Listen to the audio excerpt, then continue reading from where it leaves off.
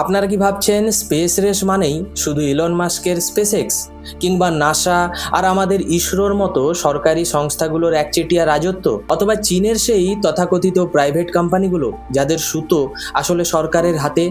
যদি তাই ভেবে থাকেন তাহলে আপনার ধারণা আজ এই মুহূর্তে ভুল প্রমাণ হতে চলেছে। কান খুলে শুনে রাখুন, ভারত শুধু আর সস্তায় স্যাটেলাইট পাঠানোর দেশ নেই।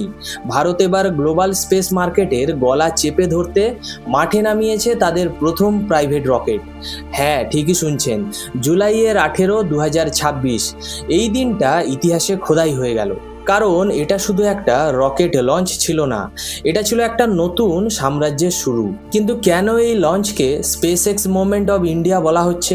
কেন বিশ্বের তাবড় তাবড় দেশগুলো আমাদের ভারতের দিকে অবাক হয়ে তাকিয়ে আছে? আর কিভাবে মাত্র 28 বছর বয়সী কিছু ভারতীয় তরুণ তরুণী মিলে এই অসাধ্য সাধন করলো, যা ইউরোপ বা জাপানের মতো দেশগুলোর প্রাইভেট সেক্টর আজও করে দেখাতে পারেনি? আজকের ভিডিওতে আমরা শুধু ওপর খবর পড়ব না, আমরা গভীরে গিয়ে এর ডিটেলসও আলোচনা করব। আসুন দেখে নিই ভারতের প্রথম প্রাইভেট রকেট বিক্রম-1 এর আসল সত্যিটা কি। দিনটা ছিল 18 জুলাই, শ্রীহরিকোটার Satish Dhawan space centre. Mission আগমন, যার সংস্কৃত অর্থ অ্যারাইভেল বা পদার্পণ। কিন্তু ইতিহাস তৈরি করা কি আর এত সহজ? রকেট লঞ্চের ঠিক 5 মিনিট আগে হঠাৎ করেই red alert, technical issue detect করা হলো। রকেট ওড়বার কাউন্টডাউন একেবারে থমকে গেল। ভাবুন তো অবস্থাটা, যে প্রজেক্টের পেছনে গত 8 বছরের ঘাম আর কোটি কোটি টাকা লুকিয়ে আছে, তা কি শেষ মুহূর্তে এসে ব্যর্থ হবে? সারা দেশের চোখ তখন স্ক্রিনে। কিন্তু না, ঠিক 33 মিনিটের শ্বাসরুদ্ধকর অপেক্ষার পর সমস্ত বাধাকে চূর্ণ করে আগুন আর ধোঁয়ার কুণ্ডলী পাকিয়ে আকাশে ডানা মেলল আমাদের বিক্রম-1 রকেট। সব থেকে বড় কথা কি জানেন? এর আগে ভারতের প্রাইভেট সেক্টর রকেট লঞ্চ করলেও এই প্রথমবার কোনো প্রাইভেট রকেট সফলভাবে পেলোড বা স্যাটেলাইটগুলোকে তাদের নির্দিষ্ট অরবিটে প্লেস করে দেখালো। ফার্স্ট অ্যাটেম্পটেই ডাইরেক্ট সাকসেস। একটু ভেবে দেখুন, স্বয়ং এলন মাস্কের স্পেসএক্সকে তাদের ফ্যালকন 1 রকেট সফল করতে 4টে অ্যাটেম্প্ট নিতে হয়েছিল, আর আমাদের ভারতীয় কোম্পানি প্রথমবারেই বাজিমাত করে দিল। এটা কি জাস্ট একটা লাক নাকি নিখুঁত ইঞ্জিনিয়ারিং? চলুন প্রমাণ দেখা যাক। এবার একটা কঠিন প্রশ্ন করি, আপনাদের কি মনে হয় এই রকেট কোনো বুড়ো সায়েন্টিস্টদের মাথা থেকে বেরিয়েছে? একদমই না। এই রকেটের পেছনে থাকা কোম্পানিটার নাম হলো স্কাইরুট এয়ারোস্পেস। 2018 সালে হায়দ্রাবাদে মাত্র 2জন আইআইটি ইঞ্জিনিয়ার, পবন কুমার চন্দনা এবং নাগা ভারত, এই 2জন কোম্পানিটির জন্ম দেন। তারা ইসরোতে কাজ করতেন, কিন্তু সরকারি আরামের চাকরি ছেড়ে তারা স্বপ্ন দেখলেন নিজেদের স্পেস কোম্পানি বানানোর। আর চমকে দেওয়ার মতো তথ্যটা শুনবেন, এই স্কাইরুট এয়ারোস্পেসের কর্মীদের গড় বয়স অর্থাৎ অ্যাভারেজ এজ 28 বছরেরও কম। হ্যাঁ, জেনজি। যে জেনজিকে সমাজ সারাদিন মোবাইল ঘাঁটার খোঁটা দেয়, সেই জেনজি আজ ভারতের স্পেস রেভলিউশনের নেতৃত্ব দিচ্ছে। চীনকে দেখুন, গ্লোবাল মার্কেটে তারা অনেক কমার্শিয়াল লঞ্চ করে, কিন্তু আমরা সবাই জানি চীনের প্রাইভেট বলে কিছু হয় না, সবই গভর্নমেন্টের প্রক্সি। কিন্তু ভারত আজ আমেরিকা আর রাশিয়ার পর বিশ্বের 3য় দেশ হয়ে গেল যাদের সত্যি একটা স্বাধীন প্রাইভেট সেক্টর নিজেদের দমে স্যাটেলাইট অরবিটে পাঠাতে পারে। চীন কি এই ফ্যাক্টটা হজম করতে পারবে? আপনার কি মনে হয়? কমেন্ট করে অবশ্যই জানাবেন। এবার আসি আসল থ্রিলিং পার্টে, ইঞ্জিনিয়ারিং। কেন বিক্রম-1 সাধারণ রকেটের থেকে আলাদা? কেন এই গ্লোবাল মার্কেটে ধ্বংসলীলা চালাতে পারে? বিক্রম-1 রকেটটি 20 থেকে 24 মিটার লম্বা এবং এটি 350 কেজি পর্যন্ত পেলোড লো আর্থ অরবিটে নিয়ে যেতে পারে। কিন্তু এর আসল ম্যাজিক লুকিয়ে আছে এই টেকনোলজিতে, কার্বন কম্পোজিট স্ট্রাকচার। ভারতের প্রথম কোম্পানি হিসেবে স্কাইরুট রকেটের কাঠামো বানাতে কার্বন কম্পোজিট ব্যবহার করা হয়েছে, যা একে হালকা কিন্তু অসম্ভব শক্তিশালী করে তোলে।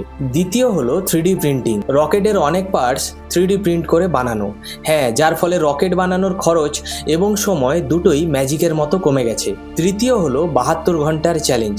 স্কাইরুটের টার্গেট হলো রকেট লঞ্চের ঠিক 72 ঘন্টা আগে পুরো রকেট অ্যাসেম্বল করে ফেলা, মানে অর্ডার দিন আর 3 দিনের মধ্যে রকেট রেডি। রকেটটার 3টে সলিড ফুয়েল স্টেজ আছে, যাদের নাম ডক্টর এপিজে আব্দুল কালামের নামে রাখা হয়েছে, অর্থাৎ কালাম 1000, কালাম 250 অ্যান্ড কালাম 100। আর ফোর্থ স্টেজ, যেটা অরবিটে স্যাটেলাইটকে নিখুঁতভাবে বসায়, সেখানে আছে লিকুইড ফুয়েল চালিত রমন থ্রাটার, সিভি রমনের নামে। এই লঞ্চে তারা কি কি নিয়ে গেল? মহাকাশের জঞ্জাল কমানোর satellite, Cosmos space debris removal, earth observation nano satellite থেকে শুরু করে কৃত্রিম হীরের আর্টওয়ার্ক পর্যন্ত, অর্থাৎ কসমিক ব্লুম। এটা পরিষ্কার প্রমাণ করে যে এরা শুধু টেস্ট করছে না, এরা রীতিমতো বিজনেস শুরু করে দিয়েছে। সবাই তো টেকনোলজি বোঝে না, সবাই বোঝে টাকা। তো চলুন একটু বিজনেস আর ইকোনমিক্সের অঙ্কটা কষে দেখি। 2018 সালে শুরু করা এই কোম্পানি মাত্র কয়েক বছরে কোথায় পৌঁছেছে জানেন? মে মাসের 7 তারিখ 2026-এ স্কাইরুট এরোস্পেস তাদের সিরিজ সি ফান্ডিংয়ে $60 মিলিয়ন রেইজ করেছে। আর এর সাথে সাথেই এদের ভ্যালুয়েশন পার করে গেছে $1.1 বিলিয়ন। অর্থাৎ স্কাইরুট এখন ভারতের প্রথম স্পেস টেক ইউনিকর্ন। স্কাইরুটের লক্ষ্য হলো ছোট্ট স্যাটেলাইট লঞ্চের খরচ 90% পর্যন্ত কমিয়ে আনা। ভাবুন তো, গ্লোবাল লঞ্চ মার্কেটে বর্তমানে $30 বিলিয়ন সুযোগ রয়েছে। প্রতিটা ছোট লঞ্চ ভেহিকেল লঞ্চ করলে 30 থেকে 50 কোটি টাকার ভ্যালুয়েশন তৈরি হয়। ভারত সরকারের টার্গেট পরিষ্কার, 2033 সালের মধ্যে ভারতের স্পেস ইকোনমিকে $44 বিলিয়ন নিয়ে যাওয়া, যার মধ্যে $11 বিলিয়ন আসবে শুধু স্পেস এক্সপোর্ট বা বিদেশি স্যাটেলাইট লঞ্চ করে। আর ইসরো একা এটাকে করতে পারবে না। এখানেই দরকার স্কাইরুট, অগ্নিকুল, ধ্রুব বা পিক্সেলের মতো প্রাইভেট কোম্পানিগুলোকে। স্কাইরুটের এই সাফল্য বাকি স্পেস স্টার্টআপগুলোর জন্য ইনভেস্টমেন্টের দরজা এক ধাক্কায় খুলে দিল। বন্ধুরা, গেমটা তো সবে শুরু হয়েছে। বিক্রম 1 সফল, কিন্তু স্কাইরুট এখানেই থামছে না।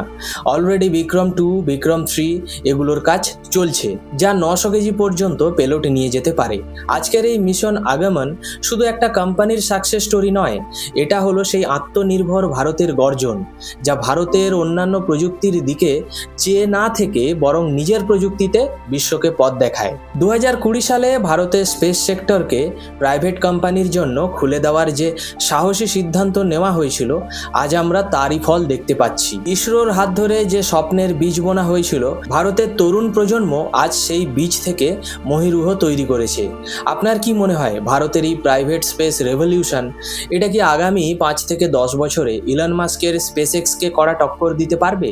আপনার মতামত নিচে কমেন্ট বক্সে ঝড় তুলে জানান। ভিডিওটি ইনফরমেটিভ এবং থ্রিলিং লেগে থাকলে এখনই লাইক করুন, বন্ধুদের সাথে শেয়ার করে ভারতের এই সাফল্যকে ছড়িয়ে দিন। আর চ্যানেলটি সাবস্ক্রাইব করে বেল আইকনটি বাজিয়ে রাখুন, যাতে সমস্ত বিস্ফোরক কেস স্টাডি সবার সামনে দেখার জন্য। দেখা হচ্ছে পরের ভিডিওতে। ভালো থাকবেন। জয় হিন্দ, বন্দে মাতরম।